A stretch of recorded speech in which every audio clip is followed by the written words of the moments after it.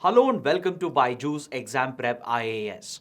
Welcome to our weekly places in news. In this session, we're going to discuss the important places that were in news over the last 1 week, that is between the 6th of June and the 12th of June. This session is designed to help you get better at map reading because UPSC tends to ask a lot of map-based questions, especially in prelims. This knowledge and understanding shall also be very important for your mains and as well as for your personality test. So if you're benefiting from this initiative, do let us know by liking the video, share your comments, and don't forget to subscribe to our channel. So let's get started with this week's places in news. And the first place that we are going to look at would be the Indo-Pacific region. But first, the context. You need to know why the Indo-Pacific region is in news. The Indo-Pacific region has been in news because of the IPEF, the Indo-Pacific Economic Framework, which has been launched by the Quad countries, along with few countries from Southeast Asia and East Asia. During the recent Quad summit that was held between US, Australia, India, and Japan, the United States led the announcement of a major economic initiative that is focused on the Indo-Pacific region. It's called the Indo-Pacific Economic Framework. It looks to create a trade bloc in the Indo-Pacific region and brings together not just the Quad countries, but also other major economies of Southeast Asia and East Asia. Together, around 13 countries are looking to take part in this initiative and create one of the largest trading blocs in the world. So that is why the Indo-Pacific region is very, very important. So let's understand more about the Indo-Pacific with a question and a relevant map. The question says, which of the following maritime choke points offer a passage for ships from the Indian Ocean to the Pacific Ocean? Is it the Strait of Malacca, or the Sunda Strait, or the Lombok Strait? Let us understand more about the Indo-Pacific with the help of this map. See, the Indo-Pacific is very, very crucial in today's global economy and as well as in global geopolitics. Nearly 60% of the global trade today passes through the Indo-Pacific. So it's very important to be familiar with the geography of the Indo-Pacific. You should know the important maritime choke points, the important shipping routes that connect the Indian Ocean with the Pacific Ocean. This region is also a hotspot for geopolitics today because all major powers, including US, China, India, Australia, and the others, they're all giving utmost diplomatic and military attention to the Indo-Pacific region. Now, if you look at the Indian Ocean, it is connected with the Pacific over here with a few important maritime choke points, which are essentially strategic choke points. The routes which connect Indian Ocean with the Pacific Ocean include the Strait of Malacca over here, that is near Singapore and Indonesia. This happens to be the most preferred shipping route to connect with the South China Sea and further with the Pacific Ocean. But apart from Strait of Malacca near Singapore, there are few other choke points, that is the Sunda Strait and the Lombok Strait, which also offer a connection or a passage for ships passing from the Indian Ocean towards the Pacific Ocean. The Sunda Strait is located over here, as you can see in the map. It is located between the Sumatran Island and the Java Island of Indonesia. Then the Lombok Strait over here is located between Bali, this is the island of Bali over here, and the island of Lombok. So Lombok Strait also connects the Indian Ocean with the Pacific Ocean. So these are the important maritime choke points that you should be aware of because ships generally use the Strait of Malacca to pass from Indian Ocean into the South China Sea and further into the Pacific. Similarly, ships also make use of Sunda Strait and Lombok Strait to connect with Indian Ocean and Java Sea and further into the Pacific Ocean. So these are important maritime trading routes of the Indo-Pacific and hence they're going to be very, very important for your exams. Now with this understanding, it's very easy to answer the given question. The right answer is obviously option D, 1, 2, and 3. All the 3 choke points mentioned in the question, they offer a connection or a passage between the Indian Ocean and the Pacific Ocean. Now let's move on to the second place, the second region that was in news, that is Tamil Nadu. See, Tamil Nadu was in news because of the Food Safety Index that was published by the Food Safety and Standards Authority of India. In this year's Food Safety Index brought out by the FSSAI, Tamil Nadu has topped the index. It has come at the top of this list. So let's understand more about Tamil Nadu's geography with the help of a question and a map. The question says, which of the following statements are incorrect? You need to identify the incorrect statement. Tamil Nadu shares borders with Kerala, Karnataka, Telangana and Puducherry. It has the country's third longest coastline. The Western Ghats traverse the entire western border with Kerala, effectively blocking much of the rain-bearing clouds of the southwest monsoon from entering the state. So let's check whether these statements are correct or incorrect with the help of a map. See, as you know, Tamil Nadu is a southern state. It is bordered by Kerala, Karnataka, and as well as Andhra Pradesh. It does not share boundaries with Telangana. That is incorrect. It does share boundaries with the Union Territory of Puducherry over here. You can see Puducherry and Karaikal, which is also part of Puducherry. So Tamil Nadu shares boundaries with Kerala, Karnataka, Andhra Pradesh and Puducherry, not with Telangana. It is bound by the Western Ghats over here. All along the Kerala-Tamil Nadu border, you find the Western Ghats. Then you find the Eastern Ghats over here towards Tamil Nadu's borders with Karnataka and Andhra Pradesh. And towards the east, Tamil Nadu is bound by the Bay of Bengal, the Park Strait, Gulf of Mannar, and even shares the international maritime boundary line with Sri Lanka. If you remember, in one of the previous sessions, we have seen the international maritime boundary line that divides India and Sri Lanka. Apart from this, you should also make note of Cape Comorin over here, located at Kanyakumari, which happens to be the southernmost point of mainland India. If you include the island territories of India as well, then India's southernmost point would be the Indira point. But with regard to just mainland India, the southernmost point is Cape Comorin, located at Kanyakumari. The other important features of Tamil Nadu that you should be aware of includes the Kaveri River that flows down from Karnataka. It creates a major deltaic plain over here, the Kaveri River Delta Plain, before it drains eventually into the Bay of Bengal. There are many other minor rivers in Tamil Nadu, but the Kaveri River happens to be a lifeline for Tamil Nadu. So these plain areas, wherever the rivers create deltas and plains, these are very fertile areas in Tamil Nadu. They are very conducive for cultivation. Then if you look at northern and northwestern Tamil Nadu, you come across mountainous hilly terrain. Here you find the Javadi Hills. Then this is all part of the Eastern Ghat hill ranges. Then towards Nilgiris, which forms the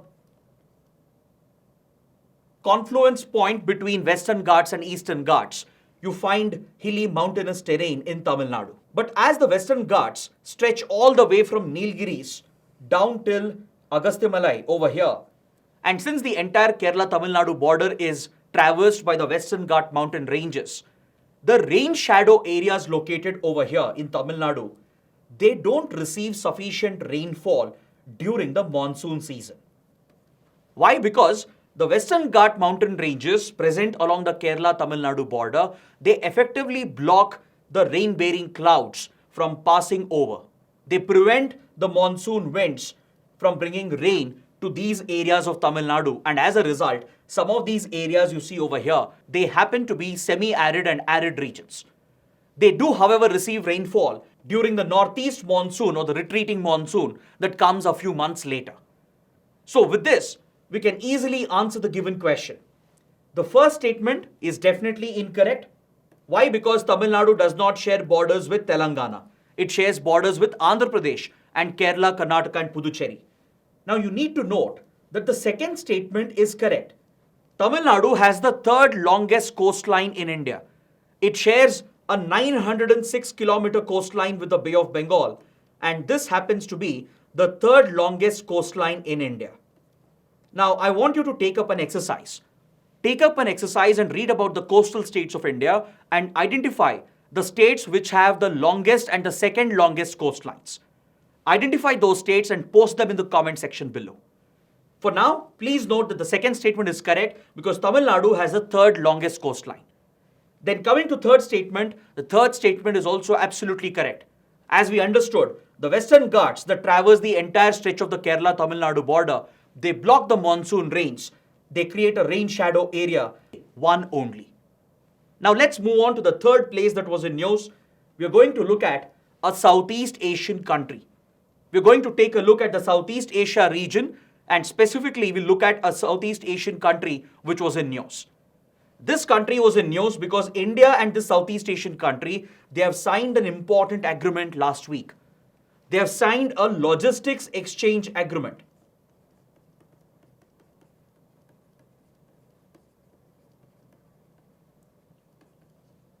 Through this, India and the Southeast Asian country, they commit to mutually provide logistical support to each other. That is, their respective armed forces, they can access the military facilities of the other country for refueling and resupplies. The question says, it is a long, narrow nation shaped like the letter S. The alphabet S. It is in Southeast Asia on the eastern edge of the peninsula known as Indo-China. It shares its northern borders with China and faces the South China Sea and Gulf of Tonkin. Which country does this description refer to? Does it refer to Thailand, Laos, Vietnam, or Cambodia? First, let me give you the answer, and then I'll show you the map and explain the important geographical features. The correct answer is option C, Vietnam. The description given in the question is describing the country of Vietnam. If you look at this map, it becomes very clear that Vietnam, which is a Southeast Asian country, it is located on the Indo-China peninsula. This region that you are seeing over here, this entire region, this is referred to as the Indo-China peninsula. It is essentially sandwiched between India and China. And since the colonial times, the British and the French, they have been referring to this whole region as the Indo-China region. It includes countries like Thailand, Laos, Cambodia, and of course Vietnam. So Vietnam is part of the Indo-China region in Southeast Asia. And if you observe and if you take a look at the map of Vietnam, there is something very interesting and very peculiar. Vietnam is a long, narrow country. It stretches from north to south and it extends to a distance of more than 1,600 kilometers in the north to south direction. But east to west, Vietnam has a very narrow width. In fact, at its narrowest point, Vietnam is just around 48 to 50 kilometers wide. So this gives Vietnam a peculiar shape and makes it look like the alphabet S. It looks like the letter S if you observe. So this is something that's unique about Vietnam. Vietnam is a communist state. It's a single party state. India does provide defense equipment. We even provide training to Vietnamese armed forces. So recently, India-Vietnam have signed this logistical agreement to provide for exchange of logistical support to the armed forces of both the sides. Vietnam also has a hostile relationship with China. It does share a boundary with China over here towards its northern borders. Vietnam and China have even fought a conflict over their land boundary disputes. Towards the west, Vietnam shares boundaries with Laos and Cambodia over here. Towards the east, Vietnam opens up towards the South China Sea and the Gulf of Tonkin or the Tonkin that you can see in the map over here. It also faces the Gulf of Thailand over here where it shares a maritime boundary with Thailand. Vietnam has few important strategic islands in the South China Sea. That is the Paracel Islands and the Spratly Group of Islands. These islands are contested, they are disputed because China claims the whole of South China Sea to itself. So Vietnam has running maritime disputes with China over the sovereignty of Paracel Islands and Spratly Islands that are located in the South China Sea. Vietnam also shares maritime boundaries with other Southeast Asian countries like Philippines, Indonesia and Malaysia here in the South China Sea. So these are some important geographical features of Vietnam that you should be familiar with. Because if you've seen this year's prelims paper, UPSC has already asked a question on Vietnam. It was an in-depth question on Vietnam's political system and its economy. So there is every possibility where UPSC could ask a map-based question on Vietnam due to the close relations between India and this country. So now let's move on to the fourth place that was in news. And we are going to take a look at Iran. Iran is very important and it was in news last week because Iran's foreign minister paid a landmark visit to India. In the recent past, India-Iran relations have been affected because of the American sanctions against Iran. India has fallen under the pressure of American sanctions, and India has cut off its trade, especially oil imports from Iran. So as a result, India-Iran relations have been affected, which otherwise was a very close and strategic relationship. Now, Iran and India are trying to make attempts to repair the damage that has been done, and recently, Iranian foreign minister paid a visit to India. So in this context, it's very important to take a look at some important projects that India and Iran are working together. So in this context, it's very important to take a look at some joint projects that India and Iran have taken up. Let's do this with the help of a question and a map. The question says, India and Iran are jointly involved in which of the following connectivity projects? The Chabahar Port Project, INSTC or International North-South Transport Corridor, or Ashgabat Agreement. See, all the three projects that have been mentioned over here, they happen to be important connectivity projects. So let's take them up one by one, understand the alignment and the root of these projects, and see whether India and Iran are jointly involved in these connectivity projects. First, we are going to talk about the Chabahar Port Project. You can see the Chabahar Port over here. It's a strategic port located near the Strait of Hormuz. This narrow choke point is the Strait of Hormuz that connects the Persian Gulf over here with the Arabian Sea. The Strait of Hormuz is a strategic choke point, just like Strait of Malacca, and connects the Persian Gulf with the Gulf of Oman and further with the Arabian Sea. This strategic port of Iran that's located near Strait of Hormuz, it has been jointly developed by India and Iran. India has invested heavily in the development of the Chabahar port because we saw the Chabahar port as an alternative route to connect with Afghanistan and as well as with Central Asia. See, India, before the Taliban took over in Afghanistan, it enjoyed great relations with Afghanistan.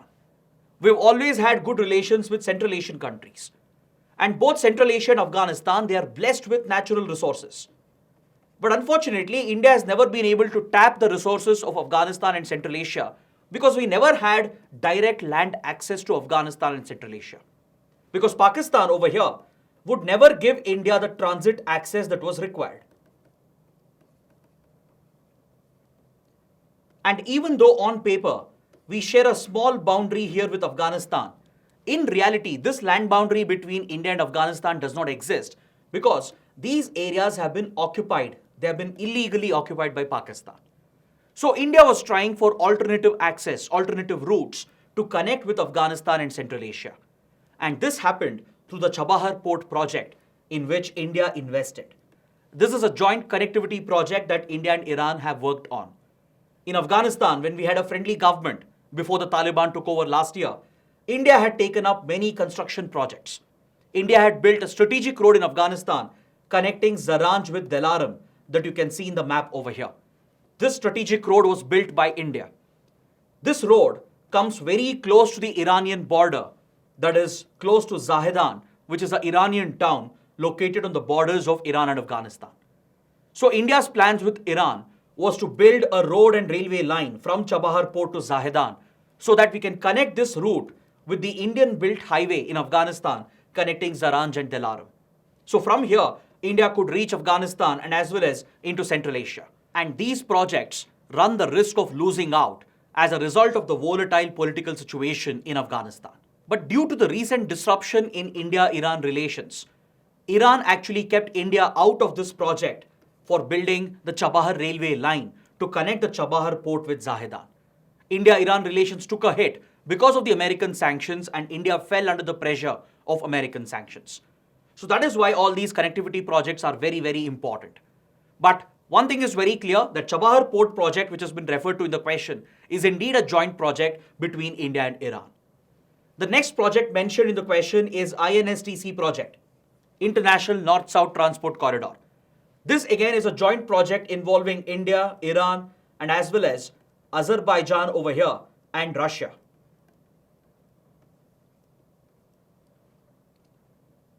This is essentially a multimodal transport corridor involving multiple modes of transportation. It seeks to create a shorter and a more viable alternative route to connect India with Russia. Because see, the traditional route between India and Russia and India and Europe is a very long route. It passes from the Arabian Sea through the Gulf of Aden and then through the Bab el-Mandeb Strait over here, which is a choke point, and then enters the Red Sea. This traditional shipping route between India and Russia and India and Europe passes through the Red Sea and reaches the Suez Canal in Egypt and then enters the Mediterranean Sea. Then it goes across the Atlantic and then you can reach Russia. This is a very long route, takes more time, it is more expensive to send goods via this traditional route. So that is why India and Russia are working on an alternative route through the INSTC corridor project. But this requires the cooperation of Iran and Azerbaijan as well.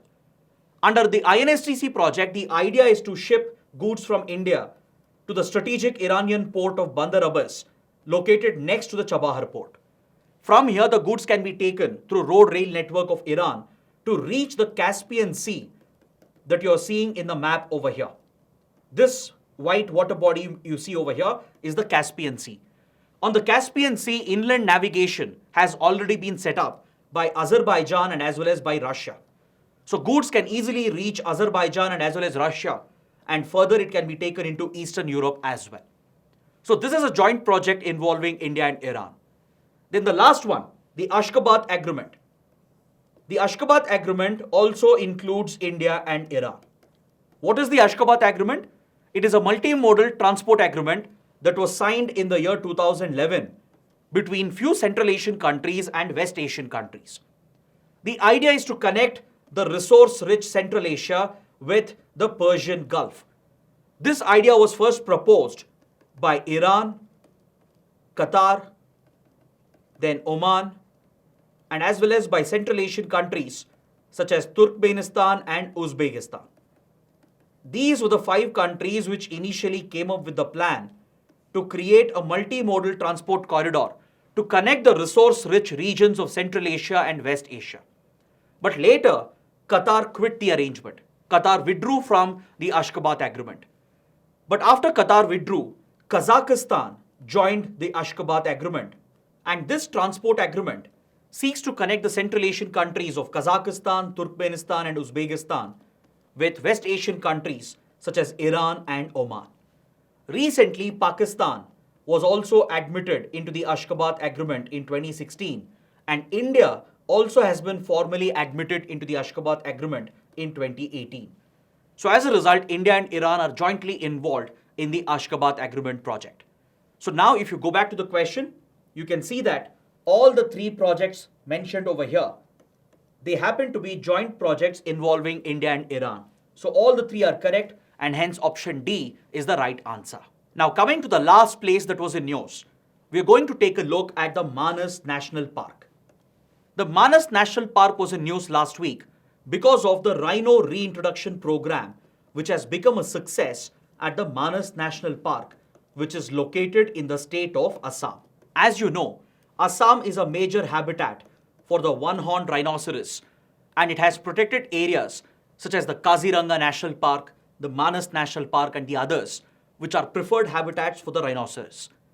To reintroduce the rhinos in certain protected areas, the Rhino Reintroduction Plan, the Rhino Vision, has been launched, and this program has started registering success in the state of Assam, especially in the Manas National Park. The life expectancy of rhinos have increased under this program. The population of the rhinoceros also has gone up. So that is why the Manas National Park was in news. The question says, which of the following statements are correct with regard to the Manas National Park? It is designated as a tiger reserve under Project Tiger. It is located at the foothills of Himalayas and is contiguous with Royal Manas National Park of Bhutan. It is also a biosphere reserve and a UNESCO World Heritage Site. See, as I mentioned, the Manas National Park is indeed located in the state of Assam.